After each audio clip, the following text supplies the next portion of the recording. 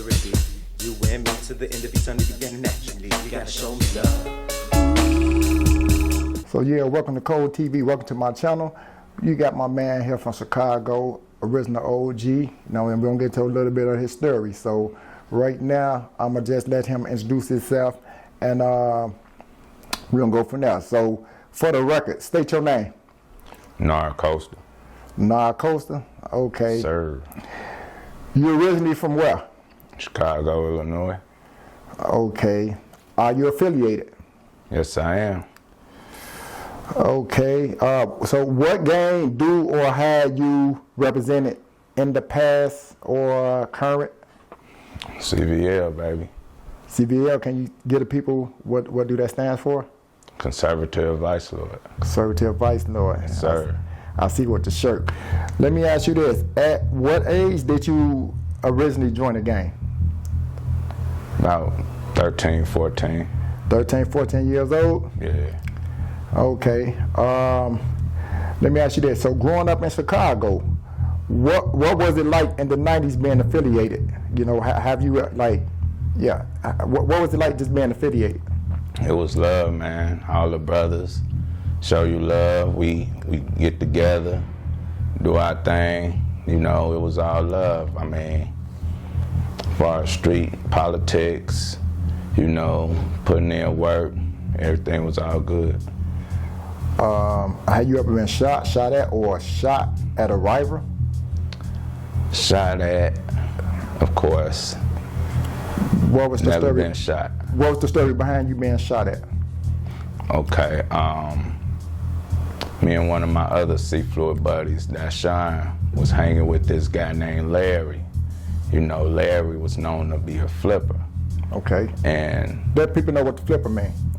Flipper means, you know, jump from different gang to gang. Okay. Okay.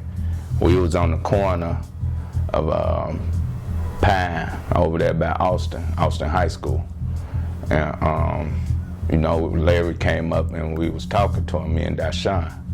So Larry told us to walk this way with him, right down the street.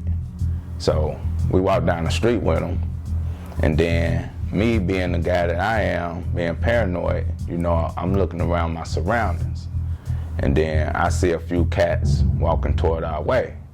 Okay, so I ain't paying no mind, so I kept walking. We got down further, you know, it was more people following us. Okay, long story short, we got under the viaduct over there by Lil Jack, and it was damn near the whole school chasing us. So we ran across Lil Jack, right? Okay, we got on the other side of Lil Jack, and we turned back. It was, the whole park was filled up with people. Like, the whole school was chasing us. And his brother pulled up in a big boy Delt, just started shooting in the crowd, pop, pop, pop, pop, pop. Everybody was ducking and running and stuff. We jumped in the car, right? Yeah.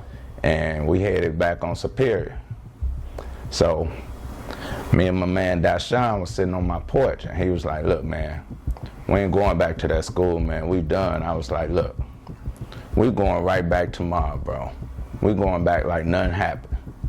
So we went back to school, didn't nobody do nothing to us or say nothing to us. So that led me to believe they was after Larry, not us. Okay. All right. So there was an altercation at the game room on Chicago Avenue. You remember that? There was a lot of altercations at the game room. There was CVL and CIs all the time. Okay, so you was involved in the incident. Can you give us the details on what happened at the game room that fateful day? Okay, actually, I was appointed chief at the time, and we basically took over this game room at Dave's. It's right off Chicago and Lamont. So it's like, you know, me and Dave was cool.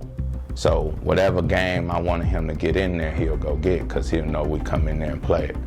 So long story short, I'm in there playing the game, which is Bubble Bobble, my favorite game, you know, and I got like 5 C's around me watching me play. And this CI came in there, you know, he was pretty cool with me and everything. He came in there and got some videos. And then he was like, what's up, Nart? And I said, what's up, right? And a few of my guys wanted to kick something off with him, you know, but of course they couldn't do anything without my say-so. So I'm playing the game, I ain't playing no mask, so I'm just playing the game. And they was like, come on, let's do something. Then I don't know if I gave the order or not, or did my hand like this, but when he left out the game room, they all ran out behind him, and I guess they jumped him. I'm still playing the game. So I guess after that happened, he came back in there thinking I had something to do with it. You know, I'm just playing the game. So long story short, you know, he came, somehow the police was called. You know, I happened to be talking to a girl that stayed next door. You know, by the time the police came, I was standing in the doorway. My girl was behind me, you know, hugged up like this, you know, and he was talking to the police. And he seen me standing down there, but he didn't say nothing. So he got in the police car and rode out. Okay, later on that night, I remember it just like it happened yesterday. I'm on the block.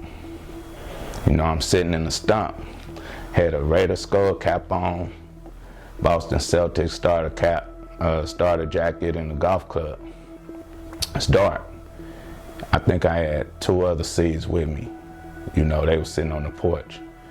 I just seen a group of guys coming down the block. And when they got close, I found out who it was. You know, of course it was the rival gang. They was like, there they go. And then one of them swung on me, boom, boom, right? And then one of my C's said, go get a gun, go get the gun.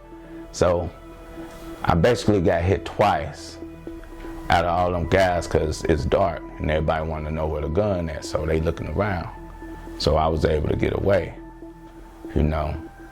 And after that incident, it just panned out, nothing else happened. So pretty much like an eye for an eye in so many words. Right. Okay.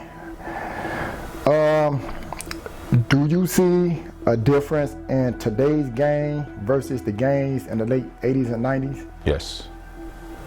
Can you give us details? Yes. Back then it was more structure. Okay. You know, guys paid attention to who was in charge, the chief or whatever.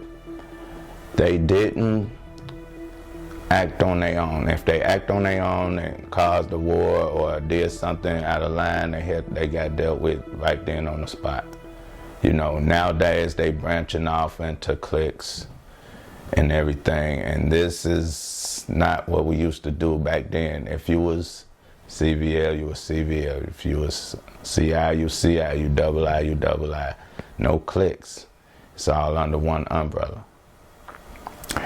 Okay, so there's ranking in gang organization, okay? And so you say you had rank, right? And if so, how did you acquire that rank?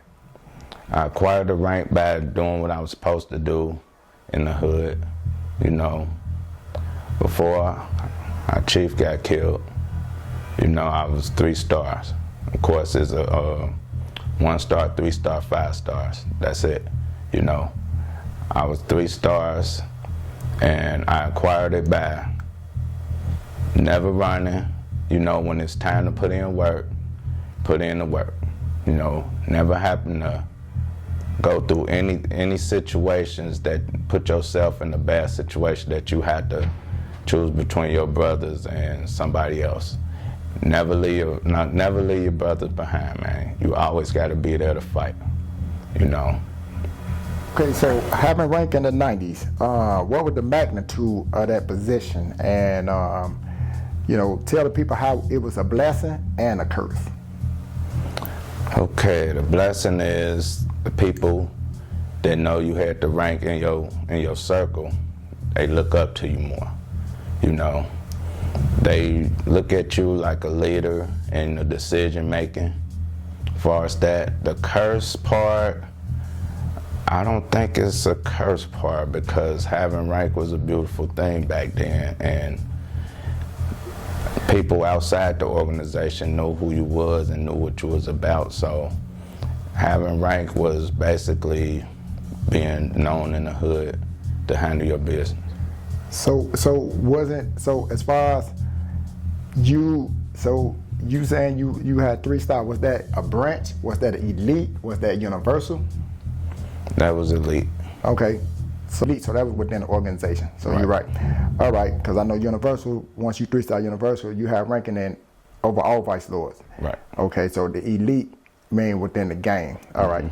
So when I say a curse, so you having rank and someone, if they decide to like get at y'all or whatever, and if they take out a chief or opposition, because a lot of chiefs was getting killed back in the day. A lot of them. You got conservative mind, right? You know, you got Pierre. You know, they shot at Vicelord. You know, just different gang leaders. You know, Carl Taylor.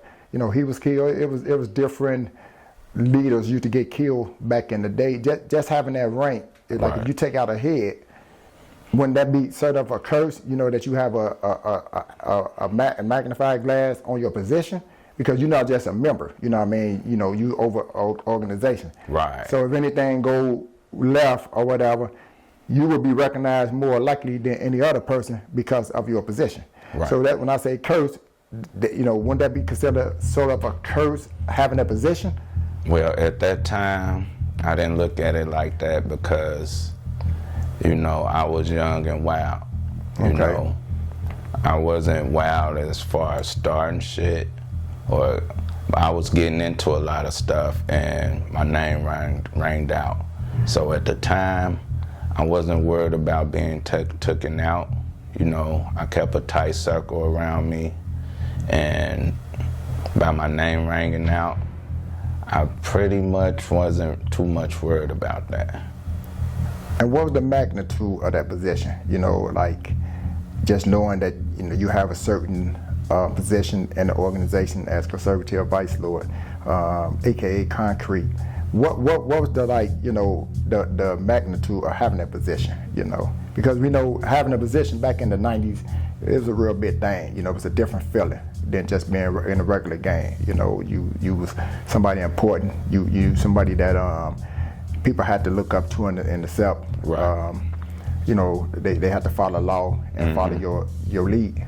So so, you know, give me the magnitude of the position. Like, you know, what was the feeling? You know, well, it was a real good feeling, but of course you have to be street smart and do smart things. Like, if you CVL and you not cool with Four Corner Hustler or something like that, you just don't go to those parties, right?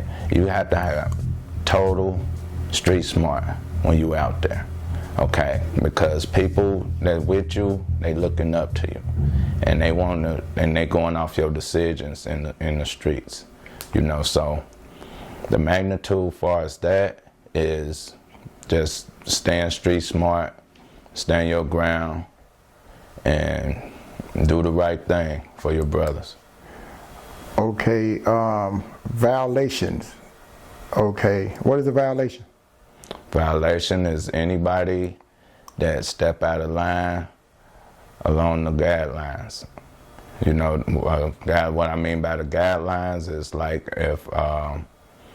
if we are about to fight and somebody in the clique run, and while we still fighting, that's an automatic violation.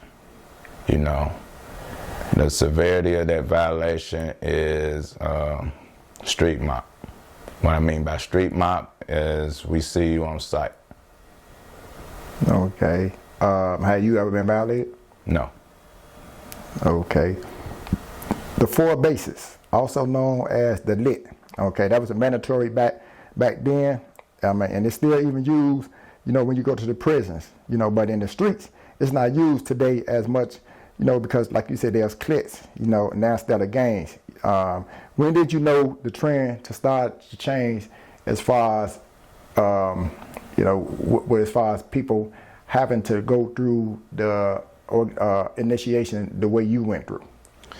That's a good question, man, because I left Chicago when I was 24, and that was fairly young.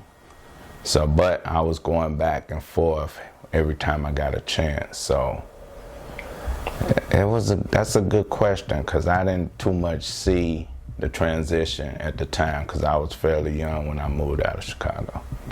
Okay. Do you know about Pac-Man? Yeah. Okay. Have you had any encounters with Pac-Man? No, but I did have an encounter with TC and Crony. And Crony? Can you tell the people who these three names is? Yeah, those was dirty cops.